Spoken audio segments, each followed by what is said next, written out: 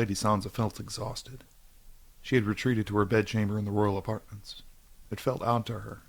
Her schedule was clear, but her motherly duties, she was so accustomed to, had now escaped her. What purpose could she now serve? As the Master of Laws, her seat was assured in the King's Council, but now she felt useless despite being one of the highest-ranking ladies in the King's court. She trusted Joanna. The thought of her children operating outside her blanket of protection worried her. This is what her mother Catelyn had experienced in her final days. How she must have worried for her children while the Seven Kingdoms waged war upon itself. Sansa thought to herself. She started to weep in the privacy of her bedchamber once she thought of her mother, and what her final thought had dwelled upon. In mid-thought, she realized tears were streaming down her face. Sansa tried to collect herself.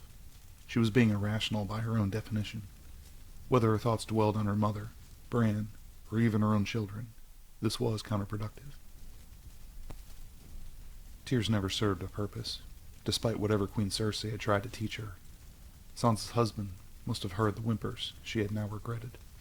His tender movements and soft voice likely anticipated her vulnerable mood.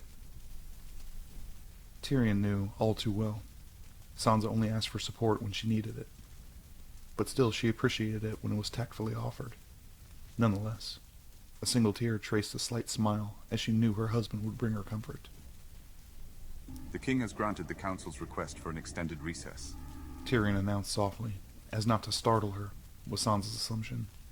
Sansa instinctively tried to wipe her swollen eyes, as not to worry her husband. She sat up and approached her window, still refusing to face Tyrion until her eyes dried. Over a decade of marriage, Tyrion likely had learned not to approach her until she was ready. And Lady Missandei? Sansa asked, presuming Tyrion was already aware of the rest of her question. Yes. Lady Missandei has agreed to take up the duties of the Master of Laws in your absence. The king has drafted the appointment. Tyrion informed his wife. There was an air of disappointment in his voice, and Sansa was torn. She had numerous feelings, pulling her in an infinite number of directions. She felt as if she would burst. This news again almost made her break. Tyrion took her hands as she tried to regain her breath. Sansa now knew her husband could no longer contain his concern. This is what you wanted, to reside at Casterly Rock with our children, did you not? Tyrion asked with the softest, most concerned eyes that initially made Sansa fall in love with him. Sansa struggled to regain her breathing, but eventually calmed herself by focusing on her husband's face. Bran's missing, Arya's leaving, and I have to choose between my children and my husband. Sansa voiced her concern. She longed to be seen as strong. You're not choosing between us. Our children need you, and I need you with them. Tyrion said with a reassuring smile. Sansa knew Tyrion was right, but she couldn't help but worry about the one factor that was really bothering her. What kind of wife would abandon her husband mere weeks after his former wife seemingly returns from the dead? Sansa vomited her internal thoughts out of her mouth. She regretted the words the moment she uttered them. The couple sat on the side of the feather bed, and Tyrion exhaled deeply. My strong, committed, devoted wife. You have a flurry of factors to occupy your mind. My own devotion should be the furthest concern on that well-occupied mind of yours. Tyrion responded well. Again, he was the only man who could disarm her concern. He was likely the only man who could save her father. Sansa swallowed heavily. She realized her worries were a folly. Her children are where she should be focused. This realization restored her vigor. How did the king respond to the council's early request for a recess? Sansa asked, as the feelings of worry seemingly escaped her. Not well, but the council's formation alone was an accomplishment.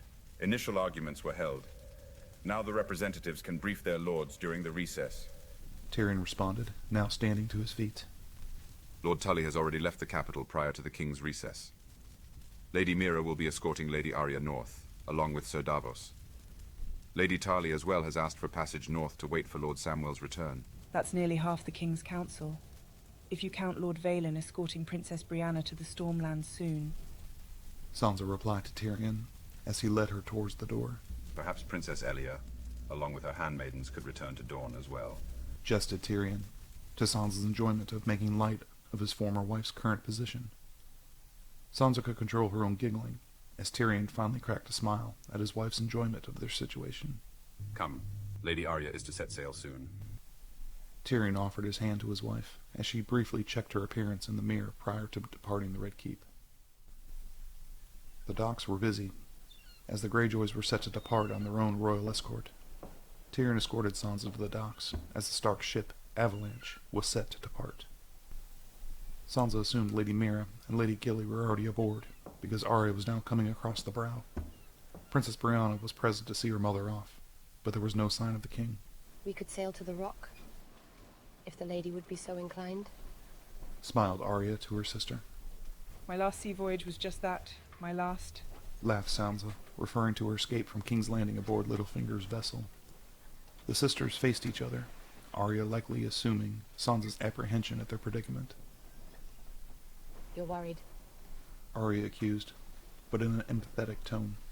You remember when we realized we regretted leaving Winterfell with Father?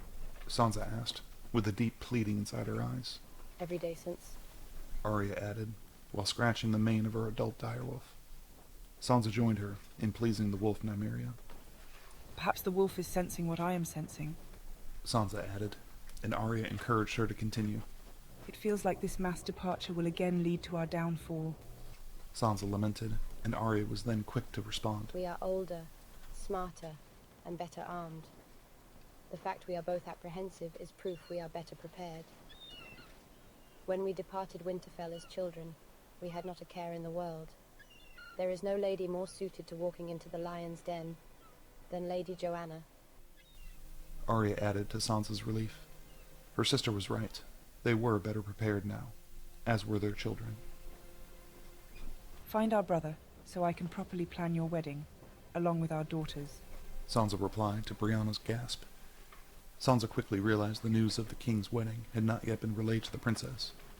Brianna quickly embraced her mother, and Arya seemed to feel slightly uncomfortable with her daughter's affection. Arya's eyes were locked onto Sansa, as she encouraged Arya to return her daughter's embrace. Brianna seemed to silently weep in her mother's arms at this news. Sansa took a step back as Sir Davos approached them. Realizing what he had walked upon, his attention shifted from Lady Arya to Lady Sansa, as his face broke into a wide smile. We have the winds and the tide. The Avalanche is ready to cast off all lines at the Queen's command. Sir Davos informed Arya, but it was Brianna who replied with swollen eyes. The soon-to-be Queen of the Seven Kingdoms. Brianna replied reverently as she broke the embrace. Sansa now had realized why the king was not present, likely to hide the emotion he was feeling at her sister's departure. Arya crossed the brow, escorted by Sir Davos, just as a hooded figure carrying a long spear ran across the brow as it was being removed. Tyrion grunted as he had recognized the man boarding the Avalanche at the very last possible moment. Sansa's face shifted from Tyrion's to Lord Varys as he lowered his hood and bowed to the hand of the king. The small council grows smaller by the day. Tyrion whispered to his wife. Arya returned to the starboard railings as the deckhands removed the mooring lines from the ship. The main mast raised the king's colors as Sansa shouted. Find our brother. To the ends of the earth. The future queen shouted for the whole of Blackwater Bay to hear.